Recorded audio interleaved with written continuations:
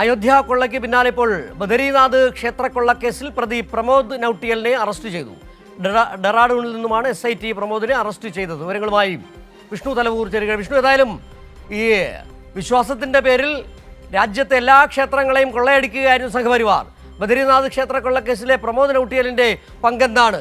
എത്രയാണ് അവിടെ നിന്ന് അടിച്ചു മാറ്റിയത്?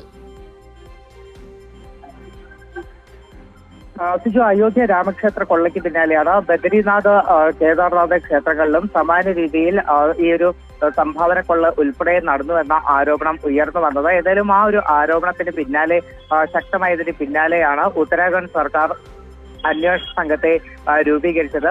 പ്രത്യേക അന്വേഷണ സംഘത്തിന് 15 ദിവസത്തെ സമയമായിരുന്നു ഇത്തരത്തിൽ ഉത്തരാഖണ്ഡ് സർക്കാർ നൽകിയത് അന്വേഷണം പൂർത്തിയാക്കാനായിട്ട്. ഏതായാലും തുടക്കം മുതൽ തന്നെ ഇത്തരത്തിൽ ഈ ട്രസ്റ്റിലെ ജീവനക്കാരനായിട്ടുള്ള പ്രമോദ് നൌട്ടിയാലിനെതിരെ വലിയ തരത്തിൽ ആരോപണം ഉയർന്നിരുന്നു. പ്രമോദ് നൌട്ടിയാലിന്റെ നേതൃത്വത്തിലാണ് അല്ലെങ്കിൽ നിയന്ത്രണത്തിലാണ് ഈ കൊള്ള നടന്നത് എന്നതടക്കമുള്ള ആരോപണങ്ങൾ ഉയരുകയും അന്ന് തന്നെ പ്രമോദ് നൌട്ടിയാലിനെ ഈ ക്ഷേത്ര ട്രസ്റ്റ് കേദാർനാഥ് ബദരീനാഥ് ക്ഷേത്ര ട്രസ്റ്റിൽ നിന്ന് സസ്പെൻഡ് ചെയ്യുകയും ചെയ്തതാണ്. ഏതായാലും പിന്നീട് പ്രമോദ് നൌട്ടിയാൽ ഒളിവിൽ പോകുകയും കഴിഞ്ഞ ദിവസം രാത്രിയോടുകൂടിയാണ് പ്രത്യേക അന്വേഷണ സംഘം പ്രമോദ് നൌട്ടിയാലിനെ ഡെറാഡൂണിൽ നിന്നും അറസ്റ്റ് ചെയ്തത്. സിജു, ശരി.